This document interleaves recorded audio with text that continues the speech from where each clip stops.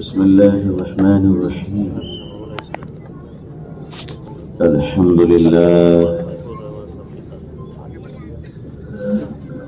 لله وكفى وسلام على عباده الذين اصطفى أما بعد.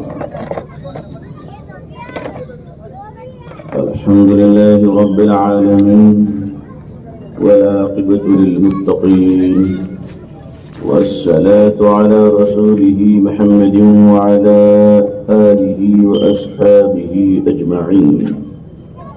رب اشرح لي صدري ويسر لي أمري واحلل عقدة من لساني يفقهوا قولي. رب يسر ولا تعسر وتمم بالخير. رب زدني علما، رب زدني علما، اللهم رب زدني علما والحقني بالصالحين. أعوذ بالله من الشيطان الرجيم. بسم الله الرحمن الرحيم. وإذا قيل لهم لا تفسدوا في الأرض قالوا إنما نحن مصلحون. صدق الله العظيم وصدق رسوله النبي الأمي الكريم. اللهم صل على سيدنا محمد وعطرته بعدد كل معلوم لك. اللهم صل على سيدنا محمد عبدك ورسولك وعلى المؤمنين والمؤمنات والمسلمين والمسلمات. حضرات علماء کرام، بزرگان محترم، نوجوانان اسلام، عزیزان گرامی، سامعین اعظام، عمائدین الشہر، ارباب فکر و دانش، پردہ نشی خواتین امت اسلامیہ، یہ دنیا رہ رہ کر ہچکولے لے رہی ہے اور قسطوں میں ہمارے جذبات و ایمان کا امتحان بھی لے رہی ہے۔ کوئی کہہ دے اس دنیا سے کہ نہ تم رہو گی نہ ہم رہیں گے، دونوں ہی چلیں گے، مگر سب کا وجود مٹ جائے گا، مٹنے کے بعد بھی ہمارا وجود باقی رہ جائے گا۔ اللہ اللہ اللہ نے ایمان والوں کو بڑی قوتوں کے ساتھ دنیا میں بھیجا ہے۔ اے لوگوں، اگر تم ہمیں لاوارث و یتیم سمجھتے ہو تو یہ تمہارے سوچ کا فساد ہو سکتا ہے، یہ تمہارے سوچ کی بگاڑ ہو سکتی ہے، مگر یاد رکھ لو کہ قومیں لاوارث ہو سکتی ہیں، جماعتیں یتیم ہو سکتی ہیں، مگر امت محمدیہ اپنے مصطفیٰ کی نبوت کے ساتھ نہ کبھی لاوارث ہو سکتا ہے نہ کبھی یتیم ہو سکتا ہے۔ نبی پاک صلی اللہ علیہ وسلم کی ختم نبوت اصل میں وہ کامل و تکمیل نبوت ہے جو قیامت تک کے لیے جاری بھی ہے، ساری بھی ہے۔ اس لیے امت نہ محروم ہے، نہ یتیم ہے، نہ لاوارث ہے۔ اس کے سروں کے اوپر اللہ کا کلام قرآن سایہ فگن ہے۔ نبی پاک صلی اللہ علیہ وسلم کی شریعت ہماری رہبری کے لیے موجود ہے۔ حضور صلی اللہ علیہ وسلم کی ایک ایک سنت ظلمت کی تاریکیوں میں ہمیں آواز دے رہی ہے۔ روشنی تیرے ہاتھوں میں ہے، سنت کو اپنا کر دیکھ لے، اندھی کائنات میں بھی تجھے اجالا نصیب ہو جائے گا۔ عزیزان ملت، مسلمانوں کو جو شعور اور بیداری کی ضرورت ہے، ہر دور میں وہ شعور و بیداری کی آوازیں لگائی گئی ہیں۔ صوت الحق کا سلسلہ جاری ہے اور حرمت فکر باقی ہے الحمدللہ۔ ٹھیک ہے، ہم مانتے ہیں کہ ہماری صفوں میں بگاڑ ہے، ہم مانتے ہیں ہمارے اعمال کمزور ہیں، ہم مانتے ہیں کہ بدعمالی اور گناہوں کے دلدل میں ہم دھستے چلے جا رہے ہیں۔ میاں، اگر یہ سب باتیں ہمارے ساتھ نہ ہوتی نا تو تمہاری آنکھوں میں وہ قوت نہیں کہ تم آنکھیں اٹھا کر ہماری طرف دیکھ بھی لیتے۔ ہماری انہی کمزوریوں کا تم فائدہ اٹھا رہے ہو اور ہم اپنی انہی کمزوریوں کو دور کرنے کی محنت چلا رہے ہیں اور چلاتے رہیں گے۔ یاد رکھیے گا عزیزان ملت، شریعت مطہرہ اور سنت رسول صلی اللہ علیہ وسلم اور عظمت قرآن اور قرآن کی حقانیت یہ وعظیم اللہ کی نعمت اور دولت ہے جس کے تحفظ کی ضمانت، قرآن کے تحفظ کی ضمانت اللہ نے لی ہے، تو اس پر عمل کرنے کا ارادہ اور تہیہ اور عزائم یہ کمزور صحیح، گرے پڑے صحیح، مگر مسلمانوں نے کر تو رکھا ہے، مسلمانوں نے ارادہ تو کر رکھا ہے۔ حالات آتے جاتے رہیں گے، حالات کو جو کرنا ہے کر لے، کیوں نہیں ہم ایک بار ڈنکے کے چوٹ میں، کیوں نہیں ہم ایک بار ڈنکے کے چوٹ پر اور پوری طاقت کے ساتھ کائنات کو بتا دیں کہ سن لو، 2000 کوششیں کر لو، تاریخ گواہ ہے تم نے ہمارے گھونسلے اجاڑے ہیں، ہمارے حوصلوں کو کوئی توڑ نہیں سکا ہے۔ ان تاریخوں کو پتہ کیوں نہیں دیتے مسلمانوں کہ ہمارے ایمان کا ٹیمپریچر اور ہمارے ایمان کی قوت کیا ہے؟ اعلان کر دو اورنگ آباد کے مسلمانوں کہ ہمارے ایمان کی صدا یہ ہے کہ کائنات کی حکومتیں بدلا کرتی ہیں، ملکوں کی حکومتیں بدلا کرتی ہیں، کائنات کا خدا نہیں بدلا کرتا۔ ہم ایک اللہ پر ایمان کے ساتھ چل رہے ہیں اور اسی ایمان کے ساتھ اپنے قبر میں جانے کی اللہ سے تمنا بھی رکھتے ہیں۔ ہماری زندگی بھی اللہ کی شان عظمت کے ساتھ ہے اور ہماری موت بھی اللہ کی معرفت اور مغفرت کے ساتھ ہے کہ یہ انشاءاللہ۔ ہم نے تاریخ دعوت و عظیمیت میں فتنہ تاتاری اور تاتاریوں کے ظلم کو دیکھا ہے، ہم نے تاریخ کو نیچے اوپر ہوتے ہوئے دیکھا ہے، ہم نے تاریخ کے عروج و زوال کو بھی دیکھا ہے، ہم نے کرسیوں پر بیٹھنے والوں کو نیچے اتر کر چولی پھیلا کر مانگتے ہوئے بھی دیکھا ہے۔ وقت سے ڈرا کرو میاں، یہ وقت بھی بڑا عجیب استاد ہے، کلائیوں پہ چوڑیاں پہنانے کے بعد وہ وقت پھر لوٹ کر آتا ہے، چوڑیاں اتار کر جسے سہاگن بنایا تھا اسے بیوہ بنانے کی تیاری کرتا ہے۔ یہ وقت کا نظام ہے، اللہ کی طاقت پر بھروسہ رکھو۔ اور اس ملک میں مسلمانوں، ہماری اور آپ کی بہت بڑی ذمہ داری ہے، بہت بڑی ذمہ داری ہے۔ اللہ نے اتنا بڑا جو ملک ہمیں دیا ہے، یہ وشال دیش بھارت، یہ اللہ تعالیٰ نے ہمیں گلی ڈنڈا کھیلنے کے لیے نہیں دیا ہے، یہ اللہ تعالیٰ نے چاٹ پاٹ کھانے کے لیے نہیں دیا ہے۔ اورنگ آباد کے مسلمانوں، اپنی اولاد کی حفاظت کرو۔ رات کے 2 بجے اگر تمہارے بیٹے بچے بائک پر بیٹھ کر چائے پیتے ہیں تو پھر یاد رکھنا یہ قوم کربلا کے قابل نہیں، مجروں کے لائق ہو جائے گا۔ اپنی قوم کو کس قابل بنا رہے ہو؟ ہمارے نوجوانوں تم کہاں جا رہے ہو؟ ہمارے دستوں بازوں میں اللہ نے وہ قوتیں رکھی تھی تاکہ ظالم کے ہاتھوں کو روک سکو۔ تمہیں اللہ نے یہ قوت اس لیے دی تھی تاکہ ظالم کے اقبال کو زوال کر سکو، لیکن لوگوں تمہیں کیا ہو گیا؟ ابن رشد کا ایک مناظرہ، ابن رشد کا ایک مکالمہ پادری کے ساتھ بڑا مشہور ہے۔ جب اسپین میں ابن رشد سے پادری نے کہا، اے رشد، ہمارے مسلمانوں کے علاقے سے زیادہ کلچٹ اور مہذب ہمارے عیسائیوں کا علاقہ ہے، تو ابن رشد نے کہا تھا، ہاں تم صحیح کہہ رہے ہو، اسی لیے جب ہمارے مسلمانوں کے علاقے میں کوئی گویّا مرتا ہے تو اس کے ڈھول طبلہ سارنگی بکنے کو تمہارے علاقے میں جاتی ہے، اور جب تمہارے علاقے کا کوئی اسکالر مرتا ہے تو اس کی کتابیں بکنے کو ہمارے علاقے آتی ہیں۔ ایک زمانہ تک یہ دنیا اپنی کتابوں کی صحیح قیمت پانے کے لیے مسلمانوں کو ڈھونڈا کرتی ہے، مگر آج مسلمان اپنے بچوں کو اچھے اسکولوں میں داخل کرنا چاہتے ہیں تو مسلم بستی سے دور جا کر ڈھونڈتے ہیں کہ غیروں کے اسکول ہے کہ نہیں، اور غیروں کو رات کے 2 بجے اگر سبزی اور پنیر کے کباب کھانے ہوتے ہیں تو مسلمانوں کا علاقہ ڈھونڈتا ہے کہ آواروں کی بستی ہو رہی ہے۔ آخر یہ ہماری نوجوان نسلیں کرتی کیا ہے وہاں پر جا کر؟ اپنے وقتوں کو ضائع کر رہے ہو۔ مسلمانوں تم بڑی خوبصورتی کے ساتھ نشے کے دھندے میں ڈھکیلے جا رہے ہو۔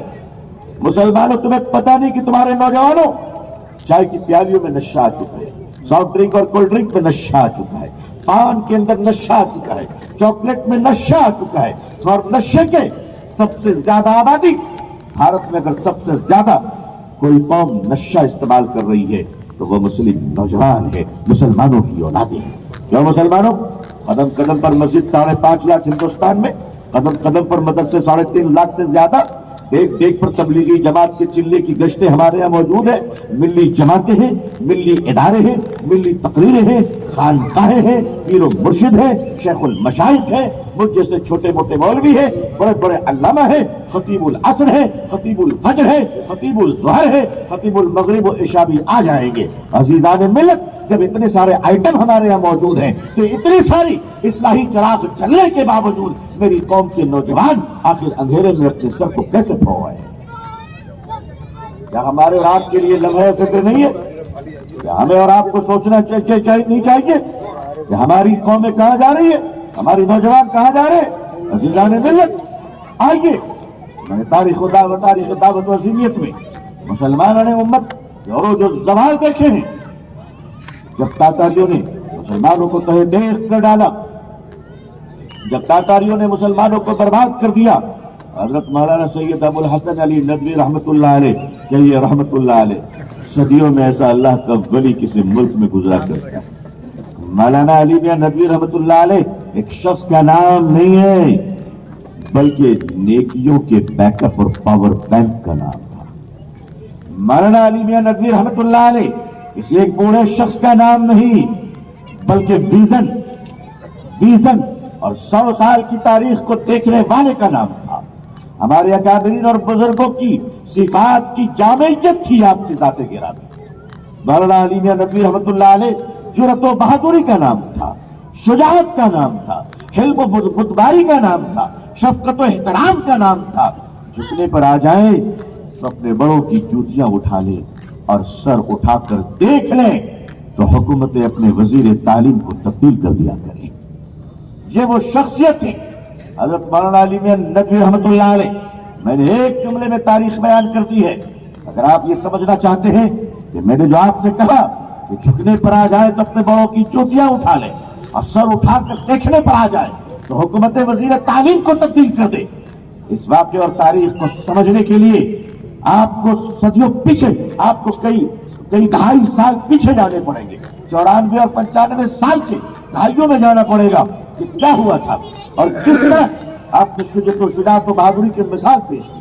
آپ نے لکھا ہے تاریخ دعوت و عظیمیت میں کہ تاتاریوں نے مسلمانوں کو تہے دیکھ کر دیا، اور صرف اتنا ہی نہیں، عزیزان ملت، اس تڑپتی ہوئی شعلے کی طرف بھڑکتے ہوئے جملے اور یہ گرد نوالے ذرا قبول تو کر لیجئے کہ فرماتے ہیں صرف قتل عام نہیں، صرف جینوسائیڈ نہیں، نسل کشی نہیں، بلکہ 3 دنوں کے اندر تاتاریوں نے 18 لاکھ مسلمانوں کا قتل عام کر رکھا تھا۔ 3 دنوں میں 18 لاکھ، یومیہ 6 لاکھ، یومیہ 6 لاکھ تاتاری مسلمانوں کا قتل کرتا تھا، مٹا دیا مسلمانوں کو، تہے دیکھ کر دیا۔ بزدل مسلمان اتنے ہو چکے تھے کہ مولانا لکھتے ہیں رحمت اللہ علیہ، ایک مسلمان راستے سے جا رہا تھا، ایک تاتاری عورت کنویں پہ پانی بھر رہی تھی، وہ دیکھتی ہے کہ مسلمان ہے، آواز دیتی ہے، اے مسلمان ادھر آ۔ مسلمان لرزتا ہوا، وہ عورت کہتی ہے ٹھہر، میرے پاس خنجر نہیں ہے، تلوار نہیں ہے، میں ذرا اندر جاتی ہوں تاکہ تلوار لے کر آؤں، میں تجھے قتل کرنا چاہتی ہوں۔ مولانا لکھتے ہیں رحمت اللہ علیہ کہ وہ بزدل بے ضمیر مسلمان کتنا نیچے گر گیا تھا، اس کا دل، اس کا ضمیر، اس کا حوصلہ، اس کی ہمت اس قدر پست ہو گئی تھی کہ عورت کہہ کر جاتی تھی تو اس میں بھاگنے کی ہمت نہیں تھی، وہ اپنے مرنے کا انتظار کرتا تھا۔ مسلمانوں، جب ایمان نکلتا ہے تو بزدلی آتی ہے، جب قرآن نکلتا ہے تو بے حیائی آتی ہے، جب شریعت نکلتی ہے تو گھروں سے پھر اولادیں آوارہ بن جایا کرتی ہیں۔ یاد رکھیے گا، دین کے نکلنے کا اسکیپ ہے، دین اچانک گھروں سے نہیں نکلا کرتا، دین اس آدمی کی زندگی سے نکلتا ہے بعد میں، پہلے دین نکلتا ہے مسلمانوں کے لباس سے۔ دین کے نکلنے کا آغاز لباس سے ہوتا ہے۔ مسلمانوں کے نوجوانوں، ہمارے بیٹے اور بیٹیاں پھٹے ہوئے کپڑوں میں پہن کر راستے میں چل رہے ہیں، تمہیں غیرت نہیں آتی, تمہیں حیا نہیں آتی؟ میرے نوجوانوں تجھے کیا ہو گیا؟ تو پھٹی ہوئی جنس پہن کر چل رہا ہے, تیرے ابا کی کمائی میں نقصان ہے, کاروبار میں گھاٹا ہے, گھبرانے کی بات نہیں, نام لکھا دو اورنگ آباد کے زکات کے فنڈ سے اگلے سال تمہیں کپڑے دے دیا کریں گے.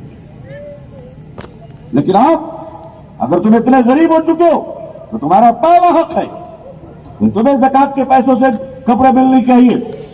لیکن اگر تمہارے والدین خوشحال ہیں, اور اللہ خوشحال رکھے, اللہ آپ سب کو مالدار بنائے, کہیے آمین. آپ کے لیے تو میں نے کہہ دیا, بھائی میرا بھی کچھ حق ہے.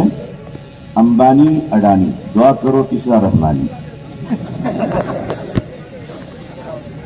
مانگو تو چھوٹا موٹا ہے, بڑا ہے نا, بڑا مانگو تاکہ ہم بھی انشاءاللہ اپنے چارٹر فلائٹ سے اورنگ آباد میں لینڈنگ کر کے پھر آپ سے بات کر کے چلے. یہ قوم کا مزاج بن گیا. امام صاحب نئی لنگی پہنے تو اوپر سے نیچے تک دیکھتے. محلے میں کوئی مرا نہیں تھا, لنگی اس کو دیا کسی نے.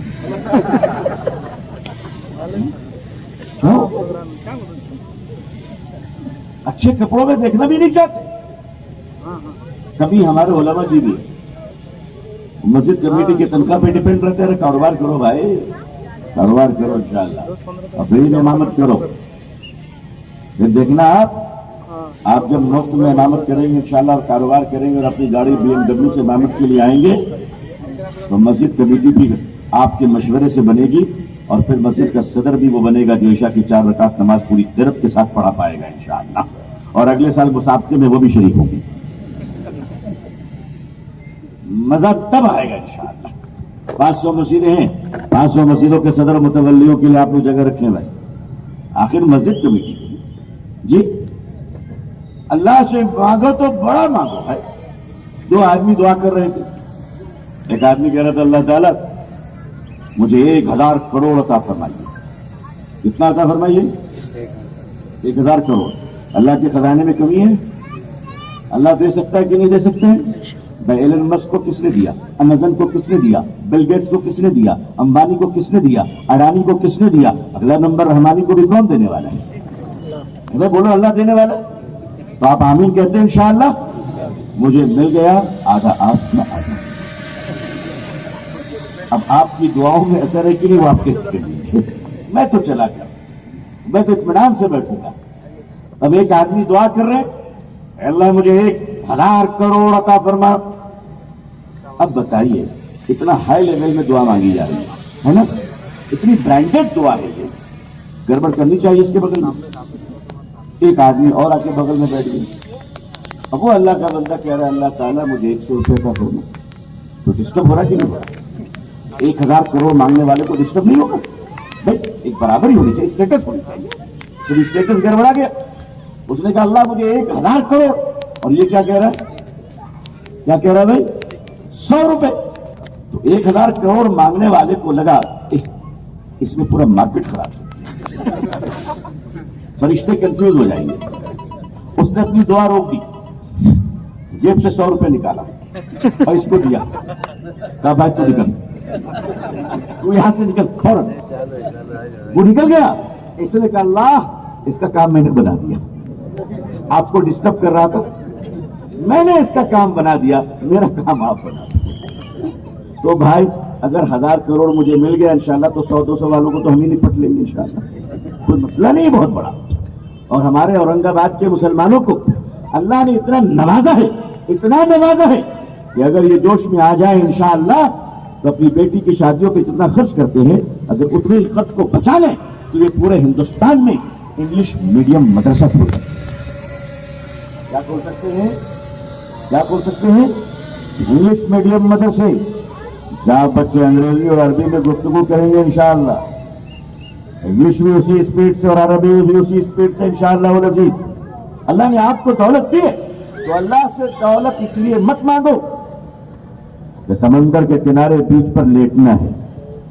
اللہ سے دولت اس لیے مانگو کہ گھر air condition, office air condition, Allah کرے کہ ہماری قبر بھی ہو جائے ایئر کنڈیشن. قبر کی جو ایئر کنڈیشن فٹنگ ہے وہ یہاں کے میکینک نہیں لگائیں گے, وہ آسمان کے فرشتے آگے لگائیں گے. اس لیے بہت دھیان سے مسلمان بن کے کیسے رہنا ہے. آپ گھاٹے والے مسلمان مت بنو. یہاں نماز روزہ نہیں, یہاں حلال نہیں کماتے, یہاں اچھے اعمال نہیں کرتے, تقویٰ پرہیزگاری نہیں, دیکھ کے لگتے مسلمان نہیں, مگر دنیا والے کہتے تو مسلمانوں, پولیس نے پکڑا تو کہتا مسلمان نہیں. یہاں اس لیے مار کھا رہے کہ تم مسلمان ہو, اور قبر میں اس لیے مار کھا رہے تھے کہ تم مسلمان کیوں نہیں. تو نہ ادھر کے رہے نہ ادھر کے رہے, یہاں بھی پٹ گئے وہاں بھی پٹ گئے. تو بھائی اچھا ہے کہ یہاں کھاٹی پکے 24 کیرٹ مسلمان ہو جائے انشاءاللہ, ہوگے انشاءاللہ. بخیل کی 2 سزا ہے, بخیل کی 2 سزا ہے. جو بخیل ہوتا ہے وہ یہاں زندگی گزارتا ہے بھکاریوں کی طرح, اور مرنے کے بعد حساب دینا ہوگا مالداروں کی طرح. یہاں روٹی نہیں ملی وہاں ڈنڈے ملیں گے. اللہ نے اگر دولت دی ہے تو اپنے دولت کو اڑاؤ نہیں, اپنے دولت کو بازار سیاست کی لانڈری مت بناؤ, اپنی دولت کو رشوت کا غلام مت بناؤ, اپنی دولت کو اللہ کے راستے کی ہدیہ بنا کر جنت میں انتظار کرنے کے لیے کہو, اسے اپنے آخرت کے اکاؤنٹ میں ڈال دو. مولانا علی بن ندوی رحمۃ اللہ علیہ لکھتے ہیں مسلمان بزدل ہو گیا. اور بزدل کب ہوتا ہے مسلمان؟ بزدل ہونے کی وجہ بتاؤں. اسلام پہلے لباسوں سے نکلتا ہے, 3 لباسوں سے نکل گئے. مجھے معاف کر دیں آپ حضرات, تم ایک بات کرو, مسجدوں میں کبھی کبھی نماز پڑھتے ہوئے میری نظر پڑتی ہے تو دیکھتا ہوں کہ ہمارا نوجوان کتنا اچھا ہے, کتنا پڑھا لکھا ہے, کتنا ویل ایجوکیٹڈ ہے, مگر دین کچھ نہیں جانتا. اسی لیے تو اتنی شارٹ ویسٹ میں پینٹ پہنا ہے کہ جب وہ سجدے میں جاتا ہے تو ننگا ہو جاتا ہے. آپ سطر کھل جاتی ہے, اس کی نماز تو برباد ہوئی. پیچھے جس آدمی کی نگاہ پڑی حالت نماز میں, اس کی نماز کا کیا ہوگا؟ تمہارا مفتیان کرام بتائیں گے مسئلہ. لیکن عزیزان مکرم, ایک مسلم نوجوان خدا کے گھر میں بھی جا کر بڑھانا ہے. ہماری قوم اتنا جائے, ہم اپنی نسلوں کو کیا تربیت دے رہے؟ مسلمانوں کی بیٹیاں آج کس رخ پہ جا رہی ہیں, ہم انہیں کون سی تربیت کی طرف لے جا رہے ہیں؟ اس کو یاد رکھیے گا. بزدلی کب آتی ہے؟ بزدلی آنے کے راستے یہ ہے کہ جب آدمی کے پاس ایمان کے ساتھ دولت رہتا ہے تو وہ دولت کا مالک ہوا کرتا ہے. اور بزدل کی پہچان یہ ہے کہ وہ دولت کا مالک نہیں, وہ دولت کا غلام بنا رہتا ہے. وہ رات بھر تجوری کی چابی لے کر بیٹھا رہتا ہے کہ بیٹا نہ کھول لے, کہیں بیوی نہ کھول لے. اسے غیروں سے ڈر نہیں, اسے گھر والوں سے ڈر رہتا ہے. انسان بزدل بنتا چلا جا رہا ہے. عزیزان ملت, آج ہی اس بات کا ارادہ اور نیت کیجیے اور اللہ کے سامنے آئیے ہم سب توبہ کریں کہ اے اللہ ہمیں بزدل, کمزور اور پست حوصلہ ہونے سے محفوظ فرما, ہمیں باہمت بنا. ایک باہمت اور بولڈ انسان اپنے سماج کے لیے بھی, اپنے سماج کے لیے بھی اللہ کی نعمت ہے, اپنے ملک کے لیے بھی اللہ کی نعمت ہے. بارڈر اور سرحدوں پہ بزدلوں کو نہیں, باہمت لوگوں کو بھیجا جایا کرتا ہے. عزیزان ملت, جب تاتاریوں کے زمانے میں 18 لاکھ مسلمانوں کا قتل عام ہو گیا, مسلمانوں کی لاشیں بچ گئی, اور لاشوں کے بچنے کے بعد حالات جب پرسکون ہوئے تو مولانا لکھتے ہیں اور عجیب واقعہ لکھتے ہیں. ایک بزرگ عالم دین اللہ کی مرضی بچ گئے تھے, دبلے پتلے, نحیف اور کمزور, بہت جسم کمزور ہو چکا تھا. آپ خاموشی کے ساتھ راستے میں نکلے اور محلے میں گشت کرتے ہوئے ایک ٹوٹی ہوئی جھوپڑی کی آڑ میں کھڑے ہو. وہاں چند لوگ کھڑے ہو, ان چند لوگوں کو آپ دین بتانے لگے. ایک بہت کمزور آدمی دین بتانے لگے.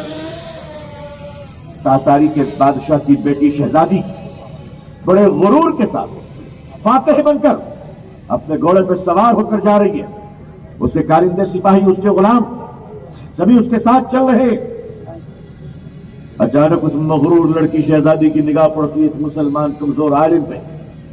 وہ روکتی ہے گھوڑا اور کہتی ہے بتاؤ یہ شخص مسلمان معلوم ہوتا ہے. لوگوں نے کہا کہ شہزادی صاحبہ, ہاں وہ مسلمانوں کا مولوی ہے, وہ مسلمانوں کا عالم ہے. لڑکی کہتی بلاؤ اس بوڑھے کو, بلاؤ اس شخص کو. اس کے سپاہی گئے اور اس بزرگ کمزور عالم کو پکڑ کر لے آئے.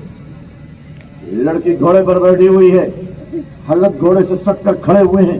लड़की के पांव हजरत की दाढ़ी मुबारक तक आकर टकरा रही है। वो लड़की कहती है कि तो मुसलमान है?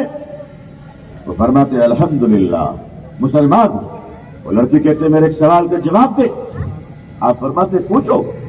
वो लड़की पूछती है बताओ, अल्लाह जिसके साथ होता है वो आबाद होता है या बर्बाद? हजरत ने फरमाया कि आबाद। फरमाया फिर ये बता, अल्लाह जिसके साथ है वो जीतता है या हारता है? हजरत ने फरमाया कि वो जीतता है। वो लड़की कहने लगी कि फिर इस बात को तू तस्लीम कर ले कि खुदा हमारे साथ है, तेरे साथ नहीं है। अल्लाह हमारे साथ है, ऐ मुसलमानों तुम्हारे साथ नहीं है। इतना सुनना था, हजरत की आंखों में पानी आ गया और फरमाने लगे कि बेटा बात ये नहीं है, इतना होने के बावजूद भी अल्लाह हमारे ही साथ है। इतना होने के बावजूद भी अल्लाह हमारे ही साथ है। साइकिल के ट्यूब में अगर हवा ज्यादा हो जाए बैठने वाले को उछाल दिया करता है। क्या है? गाड़ी के ट्यूब में अगर हवा ज्यादा हो तो गाड़ी उछलती है। ड्राइवर रोक कर कहता है इसकी हवा कम करो। हवा की वजह से इसमें तकब्बुर आ गया। तो जब टायर उछला करती है ना तो उसकी हवा थोड़ी सी निकाल दी जाती है। जब टायर में हवा ज्यादा हो तो उसे हवा उसकी निकाल दी जाती है ताकि इसमें मुअतदिल एतदाल आ जाए। और खुलासा कलाम यह है कि अपनी औकात में आ जाए। फिर बैठने वाले को न उछाले। जब शादी ब्याह में मुसलमान अपनी बेटी की शादी में डीजे बजाकर उसका भाई नाचता है ना तो पता चल जाता है कि उम्मत के ट्यूब में हवा कुछ ज्यादा हो चुकी है। जब बर्थडे के नाम पर बाप रात के 12 बजे जवान बेटी के कमर में हाथ देकर जब नाचता है और दिन के उजालों में एक लंबी टोपी पहनकर मौलाना इस्लामिक स्कॉलर बनकर बयान जारी करता है।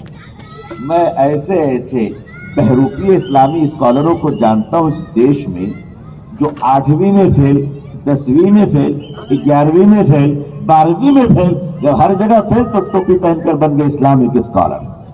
I know everything without A knowledge. रात में नाचते हैं और सुबह खुतबे तमहीद फरमाते हैं। अजीजान मिल्लत, उम्मत मुस्लिमा जब गुरूर में आती है, अपने माल को जाहिर करती है, तकवा और परहेजगारियों के रास्ते को छोड़ती है, जब इसका नौजवान बैठता है, जब इसकी नौजवान बेटियों के अंदर बेराह रवि आती है, जब इसके घरों के अंदर से दीन निकलता है, जब ये अपने बच्चों की हेयर स्टाइल मोहम्मद रसूलुल्लाह सल्लल्लाहु अलैहि वसल्लम के गुलामों के रास्ता तौर पे नहीं बल्कि नाचने वालों के तरीके पर, घरों के पेशाब करने वालों के तरीके पर, शराब पीने वालों के तरीके पर जब उम्मत मुस्लिमा के नौजवान अपने सर के बालों को रखने लगे तो याद रख लेना कि अब अल्लाह की तरफ से तुम्हारे ट्यूब की हवा निकालने की तैयारी चल रही है। बेहतर है कि अपने गुरूर की हवा खुद ही निकाल लें। अल्लाह मियां निकालेंगे तो ऑपरेशन बड़ा हो जाएगा। खुद से तौबा कर ले, रास्ता निकल जाएगा इंशाअल्लाह। वो बुजुर्ग ने फरमाया बेटा तमाम तर जवाल के बावजूद, तमाम तर तबाही के बावजूद अल्लाह तेरे साथ नहीं, अल्लाह हमारे साथ है। शहजादी को जरा गुस्सा आया, कहने लगी कि आज भी तुझे यकीन है कि अल्लाह तेरे साथ है? फरमाते हाँ हाँ अल्लाह मेरे साथ, हमारे साथ है। कैसे? बुजुर्ग ने जो मिसाल दी मेरे बुजुर्ग को, बुजुर्ग ने पूछा कि बेटा तेरे बकरियों की रेवड़ में शिकारी कुत्ते रहते कि नहीं रहते? अब जाहिर है कि उस जमाने में तो बकरियों की रेवड़ हर एक के घर में, जैसे आज मालदार के घर में कार लगी हुई है, वैसे उस जमाने में खुशहाल वही कहलाया करता था जिसके घर में जानवर ज्यादा हो, ऊंट ज्यादा, घोड़े ज्यादा, बकरियां ज्यादा, 1000 बकरियां, लाख बकरियां, इस तरह से लोगों के स्टेटस समझे जाते थे। हजरत ने फरमाया तेरे पास शिकारी कुत्ते हैं? बोल लड़की कहती हाँ क्यों नहीं, हमारे पास लाखों बकरियां हैं। तो उसी लिहाज से शिकारी कुत्ते हैं। असल में हुआ ये करता था उस जमाने में कि 100-200 जो उनकी क्राइटेरिया हुआ करती थी कि 100-200 बकरियों पर एक शिकारी कुत्ते को मुसल्लत किया जाता था। تاکہ چرواہا جب غافل ہو جائے اور بکریاں جب ادھر ادھر بہکنے لگے اور اپنی ریور اور اپنی جماعت سے نکل کر دور جانے لگے تو شکاری کتے کی ڈیوٹی ہوتی تھی کہ دوڑ کر جا کر بکری کو ڈراتا تھا، ڈر گئی تو ٹھیک ہے ورنہ کاٹ لیا کرتا تھا، چل اپنے مالک کے پاس۔ تو بکری ڈر کر اپنے چہرے کو گھما کر پوری وفا اور شیاری کے ساتھ، تقوی و پرہیزگاری کے ساتھ وضو بنا کر غسل کے ساتھ اپنے مالک کی طرف لوٹ آئے۔ یہ شکاری کتے کا کام ہوا کرتا تھا۔ حضرت نے فرمایا بیٹا تیرے پاس شکاری کتے ہیں؟ کہا ہے۔ کہا بتا کام کیا ہے؟ جب تیری بکریاں اپنی ریور سے بہک جاتی ہے تو شکاری کتے کو مسلط کرتی ہے۔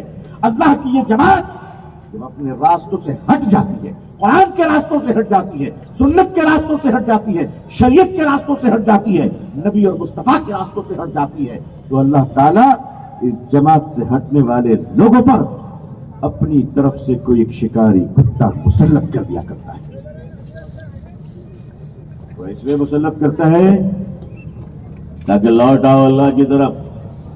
اور سنو، احرام پہن کر شریفوں کی طرح جانا حج میں، ایسا نہیں کہ چھوٹے لوگوں کی طرح وہاں بھی اپنی بیگم کو باہوں میں لے کے احرام کی حالت میں کعبۃ اللہ کے سامنے سیلفی لینا۔ ہائے ڈارلنگ کیسی لگ رہی ہو، بے شرمی کی انتہا ہوتی ہے۔ ارے یہی کرنا ہو تو بامبے کے چوپاٹی کم ہے کیا جو 5 لاکھ روپے خرچ کر کے وہاں جاتے ہو؟ اگر یہی دھندا کرنا، جو لوگ حج اور عمرہ کے ٹور اور ٹریول کا کام کر رہے ہیں وہ اپنے کمائی اور نفع کے ساتھ اس کی بھی فکر کریں کہ بتائیں لوگوں کو یہ بیت اللہ شریف ہے، یہ تمہارے ابا جان کے کرکٹ کا میدان نہیں ہے، یہ اللہ کا گھر ہے، یہاں اللہ کے بندے بن کر رہو، سیلفی کے بندے بن کر مت رہو۔ ورنہ یاد رکھو مسلمانوں، پچھلی بار تمہاری اور ہماری بے ادبی کی وجہ سے اللہ نے 3 سال تک لاک ڈاؤن کروا دیا تھا مسجدوں میں۔ اگر اس بار گڑبڑ کرو گے تو اللہ جانے کتنے سال کے لیے ہو جائے گا۔ اللہ کے گھر کا احترام کرو بھائی، احترام کرو۔ مدینہ منورہ میں حضور صلی اللہ علیہ وسلم کے روضے کے سامنے کھڑے ہو کر درود پڑھنے کے بجائے یہ بھٹیارا تصویریں لے رہا ہے، فیس بک میں لائیو کر رہا ہے۔ شرم آنی چاہیے، ہماری قوم کو کیا ہو گیا؟ اور تم اپنی بیوی کے ساتھ لیتے ہو؟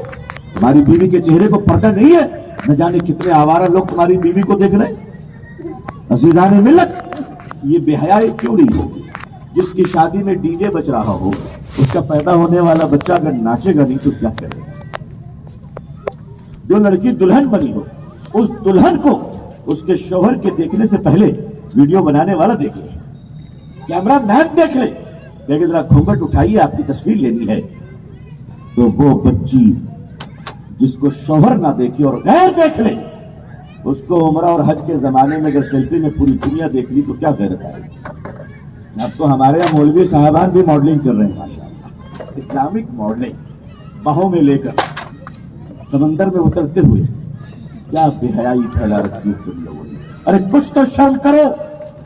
اگر یہی بے حیائی رہی تو حضرت مولانا وہ دن دور نہیں کہ ایسے کمبختوں کی جماعت لڑکیوں کو اسٹیج پر نچوائیں گے اسکارف پہن کر اور کہیں گے یہ اسلامک ڈانس ہے۔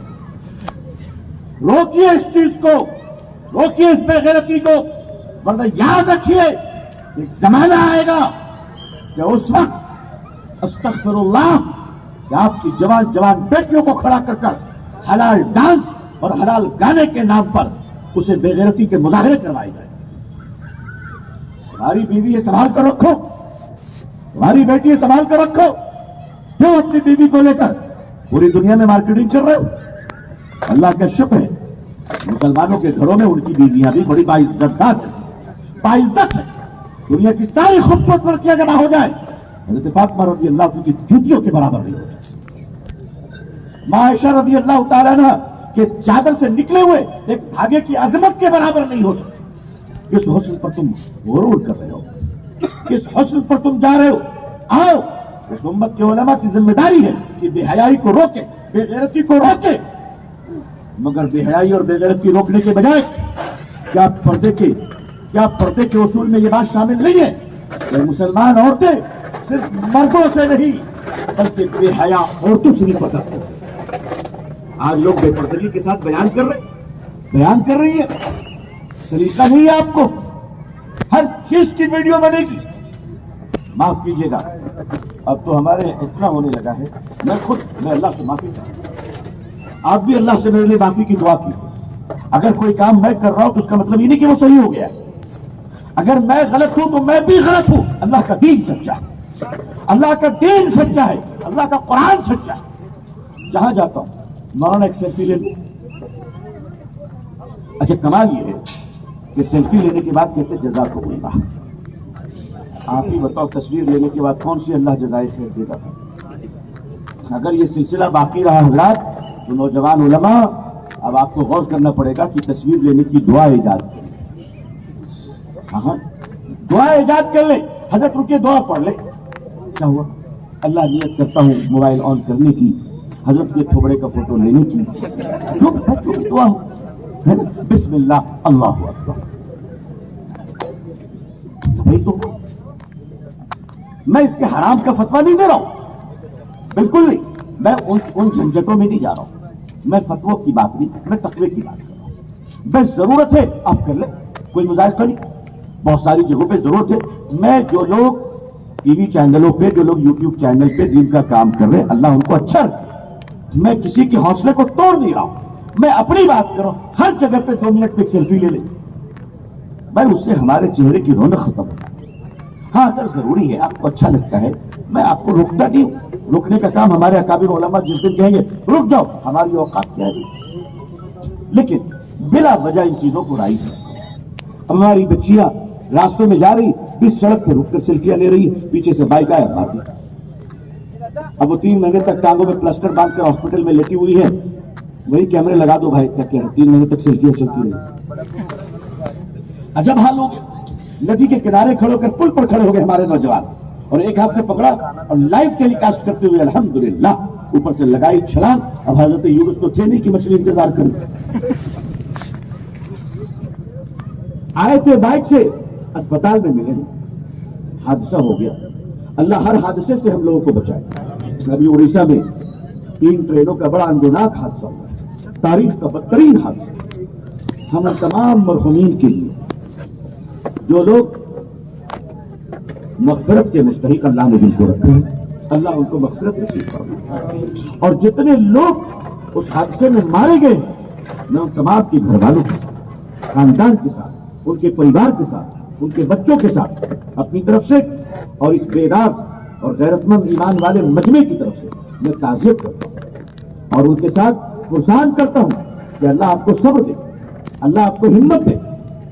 اور یقیناً یہ بہت بڑا نقصان ہوا ہے, بہت بڑا نقصان ہوا ہے, یہ دیش کا نقصان ہوا ہے. نہ جانے کتنی بیویاں اپنے شوہروں سے محروم ہو گئی, نہ جانے کتنے ماں باپ اپنی اولادوں سے محروم ہو گئے. وہ مسلمان ہو یا ہندو بھائی ہو, وہ ہمارے بھائی تھے, وہ ہماری بہن تھی, وہ اس دیش کے لوگ تھے. ہم اس غم میں, اس دکھ میں بھارت کے مسلمان پورے طور پر شامل ہیں. کیا فرماتے ہیں آپ لوگ؟ ہم سب شامل ہیں, ہم سب شامل ہیں اس دکھ کے قریب. ہمارا دیش الگ نہیں ہے, ہمارا دیش اکیلے نہیں ہے. بھارت کے ایک ایک بچہ مسلمان, ایک ایک مہینہ مسلمان, ہمارے علماء, ہمارے مدرسے, ہمارے بزرگ, ہماری مسجدیں, ہماری خانقاہیں, اس سارے کے سارے اس غم میں شریک ہیں, اس دکھ میں شریک ہیں. اللہ تعالیٰ اس دکھ سے ہم سب کو نکالے, اور جو زخمی ہیں اللہ تعالیٰ ان کو جلد سے جلد صحت نصیب فرمائے, جلد سے جلد اللہ تعالیٰ ان کو اپنے گھروں میں لے جائے.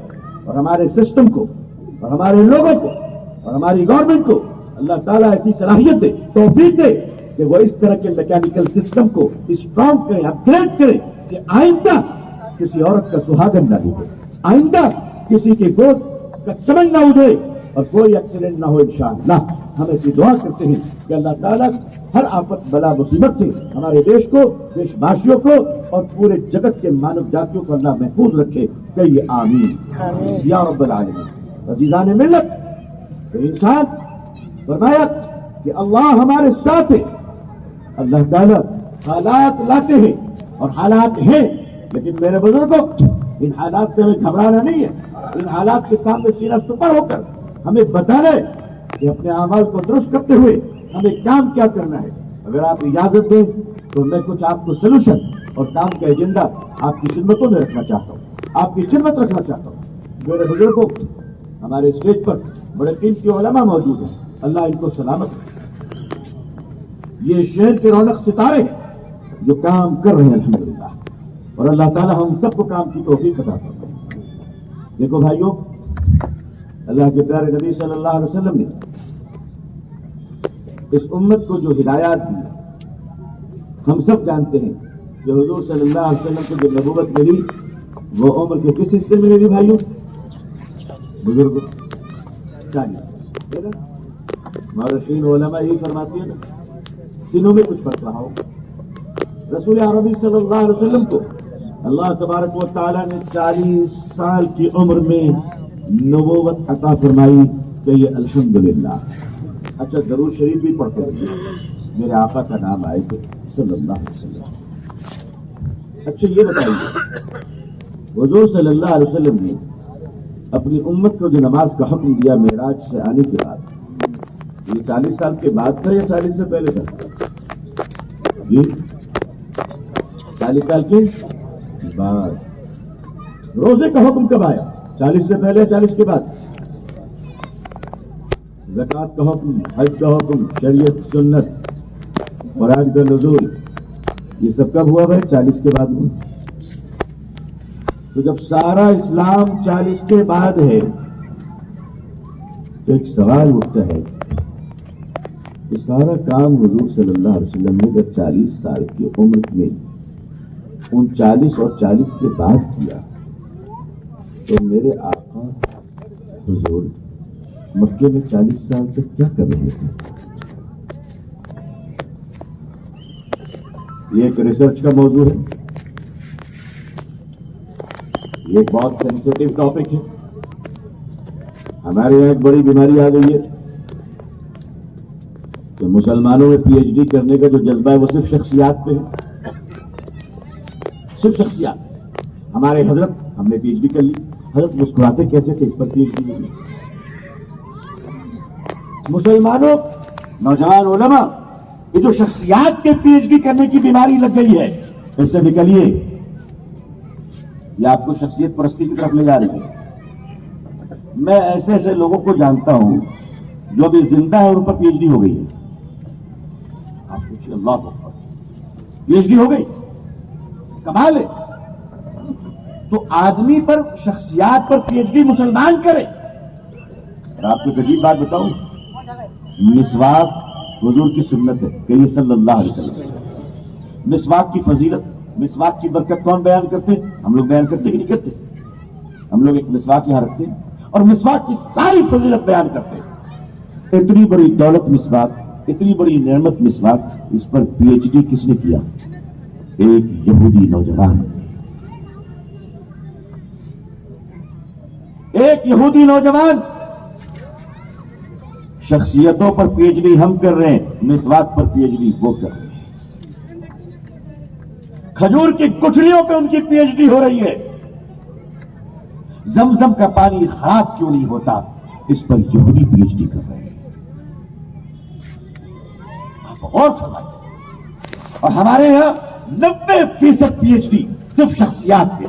کیوں؟ پڑھنا ہے، محنت نہیں کرنی ہے، مطالعہ نہیں کرنی ہے۔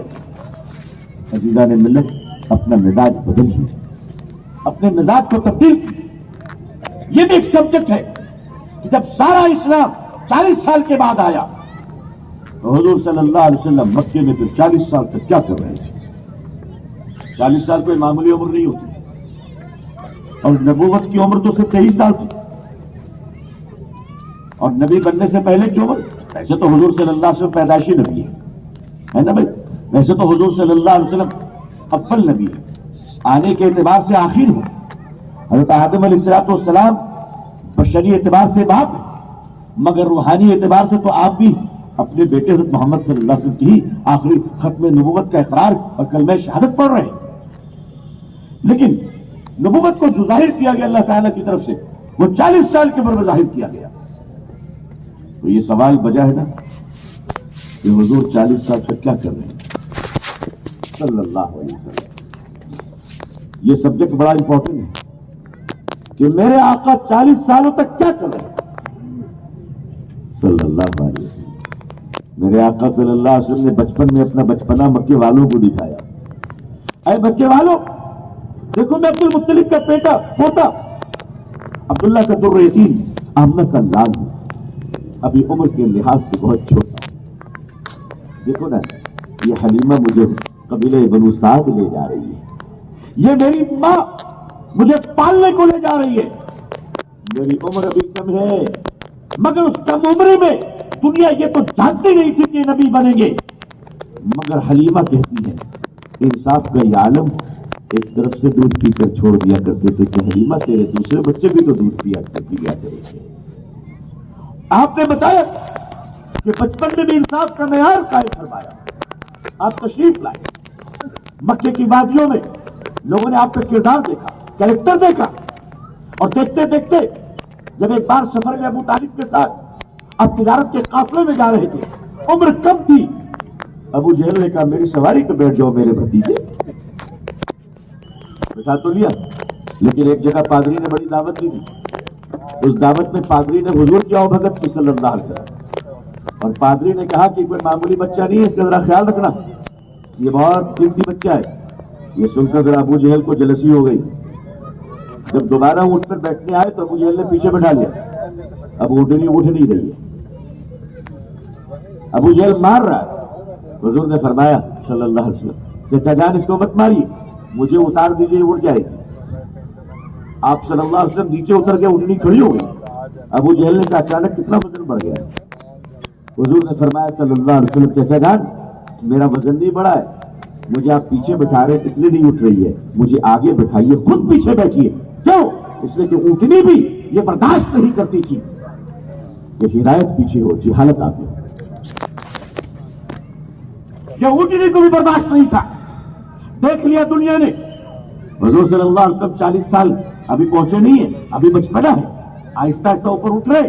16 سال کی عمر میں آپ نے دیکھا مکے میں کچھ تاجر تجارت کرنے کے لیے آئے ہیں, بڑے بڑے لوگوں نے سامان لوٹ لیا, پیسہ نہیں دیا. وہ تاجر ایک کنارے بیٹھ کر رو رہا تھا, ہائے میں اپنے گھر کیا لے کر جاؤں گا, ہائے میں اپنے بچوں کو کیا کھلاؤں گا, ہائے یہ مکے والے کتنے ظالم ہے. حضور صلی اللہ علیہ وسلم رحمت للعالمین صلی اللہ علیہ وسلم ابھی 16 سال کی عمر ہے, آپ نے سن لیا, آپ کا دل رو دیا. آپ نے فرمایا میرے بھائی تم مت رو. آپ کانپنے لگے اور فرمایا مکے کے لوگوں جمع ہو جاؤ. ایک آواز پر جمع ہو گئے اور آپ نے فرمایا میں مکے کی سوسائٹی اور مکے کے لوگوں کے لیے, مکے کے سماج کے لیے, ویلفیئر کے لیے, مانوتا کی بھلائی کے لیے, دیا چھما کرونا مایا دیا کے لیے, انصاف کے لیے, حلم و برودیت کے لیے آؤ میں حلف الفضول ایک سوسائٹی بناتا ہوں. اور میرے آقا صلی اللہ علیہ وسلم نے رفائی کام اور آدمیوں کو جمع کر کر انسانیت کی بھلائی کے لیے آپ نے 16 سال کی عمر میں مکے میں پہلی سوسائٹی بنائی جس کا کام تھا بھوکوں کو کھانا کھلانا, پیاسوں کو پانی پلانا, بھٹکے مسافروں کو راہ دکھلانا اور تاجر کے لٹے ہوئے مال کو واپس دلانا. مکے والوں نے دیکھا 25 سال کی عمر میں آپ نے خدیجہ کے پارٹنرشپ میں تجارت کی. مسلمان تو اپنی عورت کو عورت ہی نہیں سمجھتا بھائی. حضور صلی اللہ علیہ وسلم نے سب سے پہلی بزنس جو کی ہے وہ ٹاٹا کے ساتھ نہیں بلکہ ایک عورت کے ساتھ پارٹنرشپ میں کی. اپنی عورتوں کو بزنس کیوں نہیں کرواتے؟ بولو اپنی بیویوں کو کہ جو ہر سال زیور کی زکات نکالتی ہے تو مال خرچہ ہو رہا ہے کہ نہیں ہو رہا ہے؟ تھوڑے بہت زیور رکھو, بقیہ زیوروں کو نیشنل کرنسی میں کنورٹ کر دو اور وہ پیسے ملے تو پراپرٹی خرید لو, ہے نا. آپ کے ہسبینڈ ریسٹورینٹ چلاتے ہیں, وہاں اپنا شیئر رکھو, آپ 20% میرا شیئر کا پیسے. عورت کے پاس تو پیسے ہی پیسے ہیں ماشاءاللہ. یہ عورت مالدار ہے, مرد غریب ہے. ایک بیوی جب گھر میں آتی ہے نا اس کا سارا کھانا خرچہ کس کے ذمہ رہتا ہے؟ کس کے ذمہ؟ اور یہ قاضی صاحب لوگ کیا کہتے ہیں, اتنے مہر کے ساتھ اتنے آگے نان نفقہ کس کے ذمہ؟ ارے کس کے ذمہ؟ سسر کے ذمہ. ارے بولو سسر کے ذمہ. بیوی کا نان نفقہ کس کے ذمہ؟ علماء یہ بتائیے کہ نان کس کو کہتے ہیں, کچے آٹے کو یا پکی ہوئی روٹی کو؟ بتاؤ ہمت کرو. ارے آپ ہمت کر لو, میرا کیا, میں تو کل چلا جاؤں. کل سے آپ لوگ صبح اگر میں اس پر جم کے تقریر کر دوں انشاءاللہ تو طے ہے کہ کل سے آپ لوگ کو ٹفن میں ناشتہ ہوٹل سے لا کر بیوی کو کھلانا پڑے گا. اس لیے ہم کہتے ہیں مجھے کچھ لے دے کر ایڈجسٹ کر لیا کرو. अल्लाह ने हुकूक। अब एक मर्द 10,000 रुपए कमाता है, जेब में रखा, बीवी निकालने की पॉकेट मार नहीं कहलाएगी। और अगर तुमने पॉकेट मार कह दिया तो तुम्हारे वो 3 तलाक का इंतजार नहीं करेगी, वो सीधे अपने बड़े भाई मोदी जी को फोन करेगी। हाँ, उन्होंने कहा था मैं भाई हूं, मैं अपनी तरफ से नहीं बोल रहा हूं, मैं अपनी तरफ से नहीं बोल रहा हूं, बल्कि मेरी माँ के भी वो भाई हैं, तो मेरे तो कौन लगे, आप समझ ही सकते हैं। तो लगता हमारे रिश्ते क्यों नहीं? हम तो उनके शुक्रगुजार हैं, उन्होंने ये रिश्ता दिया हमें। अपने घरों में एक शौहर 1 लाख रुपए कमा रहा है, शौहर के जिम्मे है बीवी का खर्चा, बच्चे का खर्चा, घर का खर्चा, और अगर टेलीविजन का डब्बा है तो उसका खर्चा, और मोबाइल है तो फिर नेट का खर्चा, है ना, पूरी पैकेज, सारा खर्चा। लेकिन अगर बीवी मालदार है उसका कोई खर्चा नहीं, बच्चे का खर्चा वो नहीं देगी, सारा खर्चा आपको देना पड़ेगा। बीवी जो कमा रही है उसका अपना है। अब बताओ मालदार है कि नहीं? अब आपकी बीवी को आपके ससुर साहब ने 5 लाख रुपए दिया, उसमें आप हिस्सा नहीं मांग सकते। हाँ, एकदम वो उसकी अपनी प्रॉपर्टी है, वो आपको दे दे तो अल्हम्दुलिल्लाह, समझो सूरह यासीन पढ़ने की बरकत है या जमात में जाने की बरकत। लेकिन अगर बीवी नहीं दे रही है तो हज़रत जिब्रील अलैहिस्सलाम भी वसूल के नहीं दिलवा सकते। हाँ, बीवी के भाई सऊदी अरब से आए, उसने अपनी बहन को 2 लाख रुपए दे दिया, आप ऐसे नहीं देख सकते कि निकाल, नहीं, कोई नहीं निकाल सकता, सिवाय एक आदमी के अगर 2000 नोट है तो वो निकलवा सकता है। कोई मां का लाल पैदा नहीं हुआ। एक आदमी है महान, जो औरतों के आटे के डब्बे से छुपे हुए नोटों को निकलवा दिया। हमको सलाम कहां कहां से नोट निकले कहना मुश्किल, बरकतें नाजिल हो रही। अल्हम्दुलिल्लाह, ये सब खैर महानता है, योग्यता कौन है। लेकिन अगर शौहर को उसके बाप से प्रॉपर्टी मिली है तो उस प्रॉपर्टी में भी उसकी बीवी का हिस्सा, बेटा कमा रहा है उसकी कमाई में भी उसकी मां का हिस्सा। हाँ, शौहर ने प्रॉपर्टी खरीदी, उस जायदाद में भी उसकी बीवी का हिस्सा। बताओ इस्लाम ने औरतों को दिया है या लिया है? अरे बताओ भाई, अरे मुसलमानों, अपनी बेटियों को जिस दिन ईमानदारी से हिस्सा देना शुरू करोगे ना, दूसरों की बेटियां भी कहेंगी सुभान अल्लाह। तो तुम्हारी बेटियां उधर नहीं, उधर की बेटियां इधर इंशाअल्लाह। इंसाफ तो करो आप मुसलमानों, अपनी बेटियों को जायदाद में हिस्सा दो आप, ये उसका हिस्सा है। अपनी बीवियों से कहिए कि अपने जमा पूंजी को, माल को, जेवरात को नेशनल करेंसी में कन्वर्ट करो और बिजनेस में हिस्सा शौहर के साथ पार्टनर बन जाओ। मगर शौहरों याद रखना, ईमानदारी से नफा प्रॉफिट देना, वरना क़यामत के दिन देना पड़ेगा। हाँ, बीवी का 20% अगर प्रॉफिट है तो आपको शाम में हिसाब किताब करके आपको उनके हैंडओवर करना है, और देने के बाद ये नहीं पूछना क्या करो, नहीं। अब वो चाहे तो मस्जिद बनाए, वो चाहे तो मदरसा बनाए, वो चाहे तो देश में जैसे ट्रेन हादसे हो गए, बहुत सारे बच्चे अनाथ और यतीम हो गए, हमारी मुसलमान महिलाएं अपनी जेवरात के पैसे को उन बच्चों के आबादकारी पर भी लगा सकते हैं। और हम लोग को एक काम करना चाहिए, मैं आ रहा हूं उस पॉइंट पे, तो अपने घर की औरतों को माल जमा करके रखने की तरगीब मत दीजिए, बल्कि माल निकालकर प्रॉपर्टी में, बिजनेस में इन्वेस्ट करने की तरगीब दीजिए। और हां, लालच में आके हीरे कंपनी मत लगा दीजिएगा, सोना कंपनी मत लगा दीजिएगा। कितने अच्छे हैं, हजरत के बगल में बैठते हैं, देखो अगर मेरे गले के साथ मेरे गले भी कोई मिल रहा हो तो मेरे पास कोई क्राइटेरिया नहीं है कि मैं पहचान सकूं कि जो मिल रहा है ये आदमी ये फरिश्ता है या चोर है।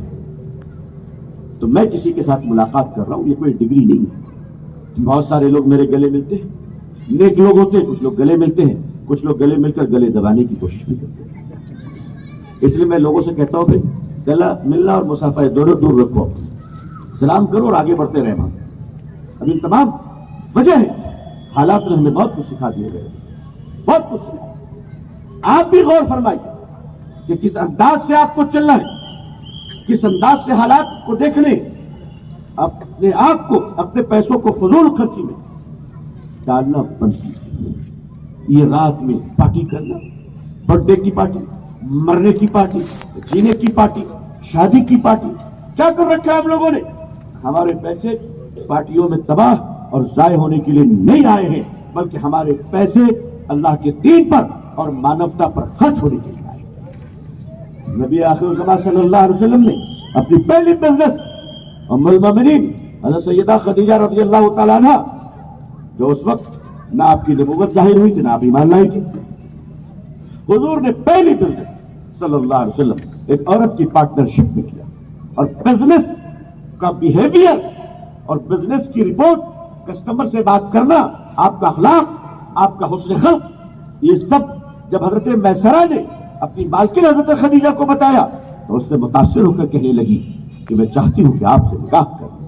سبحان اللہ، نکاح کروں۔ عزیزان ملت، ایک عورت کو حضور صلی اللہ علیہ وسلم نے دو چیزیں دی، ایک علم حاصل کرنے کی پوری آزادی، اور دوسرے اور دونوں کا اور بزنس کی آزادی، مگر یہ دونوں آزادیاں اسلام کے دائرے میں شرم و حیا کے ساتھ، پردہ کے ساتھ۔ اعلیٰ علم حاصل کرنا اسلام میں منع نہیں ہے، بلکہ اسلام میں بے حیا بننا منع ہے، بے غیرت بننا منع ہے۔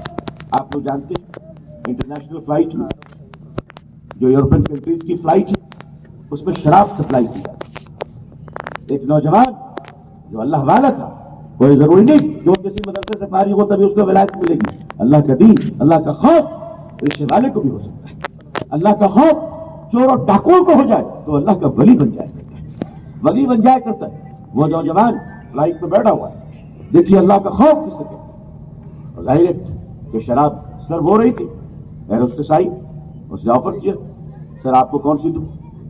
نوجوان نے کہا سوری میں نہیں پیوں گا۔ ایئر ہوسٹس نے کہا سر یہ ہمارے civil aviation protocol airlines کی ہاسپٹیلٹی میں شامل ہے کہ میں اپنے پیسنجرز کو ان کی چاہت کے مطابق اچھی الکوہل اور کلاس 1 کی وائن سرو کروں۔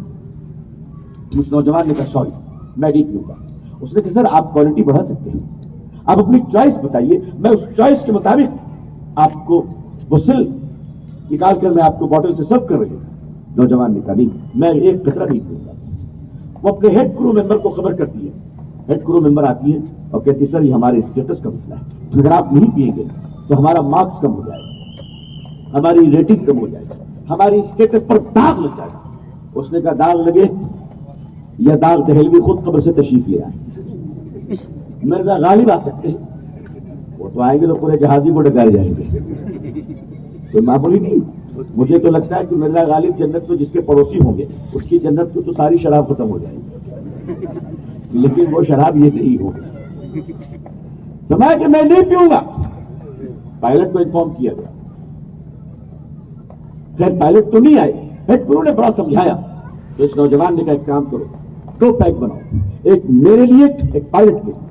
اس نے کہا سوری یہ تو بہت بڑا کرائم، بہت بڑی کرائم ہے، یہ بہت بڑا جرم اور اپرادھ ہے، کیا پائلٹ آن ڈیوٹی شراب نہیں پی سکتا؟ نوجوان نے کہا اگر جہاز اڑانے والا پائلٹ آن ڈیوٹی ہو کر نشہ نہیں کر سکتا تو مسلمان موت تک اپنے مصطفیٰ کے دین کا آن ڈیوٹی ہے، یہ بھی موت تک کبھی شراب نہیں چل سکتا۔ صلی اللہ اپنے نوجوانوں کو اس طرح تیار۔ میں نے اس بہن کو دیکھا ہے جو کمرشل فلائٹ کی پائلٹ ہے اور مکمل باحجاب ہے، الحمدللہ، اور بالکل صحیح ٹیک آف ہو رہا ہے، صحیح لینڈ نہیں ہو رہی، بالکل ایئرپورٹ کے رن وے پہ اتاری تھی، بغل میں کسی کے گھر کے آنگن میں نہیں اتاری تھی۔ ایسا نہیں کہ حجاب میں کم نظر آتا ہے، بلکہ حجاب میں اور صحیح نظر آتا ہے کہ سامنے والا جو آ رہا ہے یہ ایماندار ہے یا بے ایمان ہے، وہ سب کچھ آنچ لیتا ہے۔ اللہ کے نبی صلی اللہ علیہ وسلم نے عورتوں کو اسلام کے دائرے میں اسے ترقی کرنے کا پورا موقع دیا، الحمدللہ۔ میرے آقا صلی اللہ علیہ وسلم نے 40 سال پہلے کیا کیا؟ آپ غور فرمائیں کہ نبی اکرم صلی اللہ علیہ وسلم راستے سے جب گزرتے تھے تو مکے کے بڑے بڑے چودھری کھڑے ہو جاتے تھے، فرمایا تم کیوں کھڑے ہو رہے ہو؟ کہا دیکھتے نہیں ہو امین آ رہا, امانت دار آ رہا ہے, صادق آ رہا ہے. میرے بزرگ اور دوستوں, نبوت کے اعلان سے پہلے اللہ نے اپنے حضور, اپنے نبی, اپنے حبیب صلی اللہ علیہ وسلم کا کیریکٹر مکے والوں کو دکھایا, کردار مکے والوں کو دکھایا, محبتیں مکے والوں کو دکھائی, آپ کے انداز مکے والوں کو دکھایا, اور کہا کہ مکے والوں دیکھ لو, میرے محمد کو دیکھ لو, میرے محمد کو دیکھ لو صلی اللہ علیہ وسلم. کل جب یہ نبوت کا اعلان کریں گے تو تم پتھر تو مار سکتے ہو, دشمنی تو کر سکتے ہو, مخالفت تو کر سکتے ہو, لیکن میرے مصطفیٰ کو جھوٹا نہیں کر سکتے. مصطفیٰ کو جھوٹا نہیں کر سکتے. عزیزان مکرم, ہم اس نبی کی امت ہیں جس کو دشمن بھی جھوٹا نہیں کہا کرتے. آج ہمارا حال یہ ہو گیا, پہلے لوگ حج کر آتے تھے تو پورا علاقہ ان پر بھروسہ کرتا تھا کہ حاجی صاحب ہیں, پھانسی پہ لٹک سکتے ہیں مگر جھوٹ نہیں بول سکتے. آج باپ حج کر آ رہا ہے تو بیٹا کہہ رہا ہے دوسرے کمرے میں جاؤ, تم پر بھروسہ نہیں کہ تم حج لے کر آئے ہو یا حج بیچ کر آئے ہو. عزیزان مکرم, یہ مسابقہ قرآن یہ ایک لطیف اور حسین اور روحانی اور ثواب جاریہ والی روایت شروع ہوئی ہے. الحمدللہ میں مبارکباد دیتا ہوں یہاں کے بزرگ نوجوان باحوصلہ زندہ جاوید علماء ربانی دین کو, ائمہ حضرات, معززین حضرات, خطیب حضرات کو, اور اورنگ آباد کے اس غیور زندہ امت مسلمہ کے افراد کو, گھروں کی بہنوں کو اللہ آپ کو جزائے خیر عطا فرمائے. آئیے ہم ان اچھے کاموں کی فہرست لمبی کریں اور اپنے کاموں سے, بہت سارے کاموں سے, میں علماء سے عرض کروں گا کہ ایک اور ذمہ داری آپ قبول کریں جس کی محنت میں پورے ملک میں کر رہا ہوں, وہ یہ کہ آپ کوشش کریں کہ ہمارا مسلم سماج بھکاری مکت سماج ہو انشاءاللہ.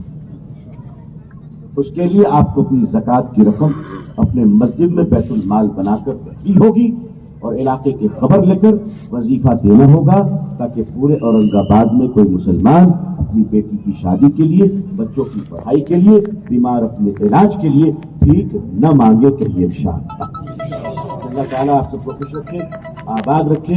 دعا کیجیے کہ اللہ تعالیٰ ہم سب کو پوری دنیا میں اسلام کی عزت دیکھنا نصیب فرمائے, اقوام عالم اور اہل ہندوستان کے دلوں میں اسلام کے لیے اور مسلمانوں کے لیے اللہ جذبہ محبت و احترام پیدا فرمائے.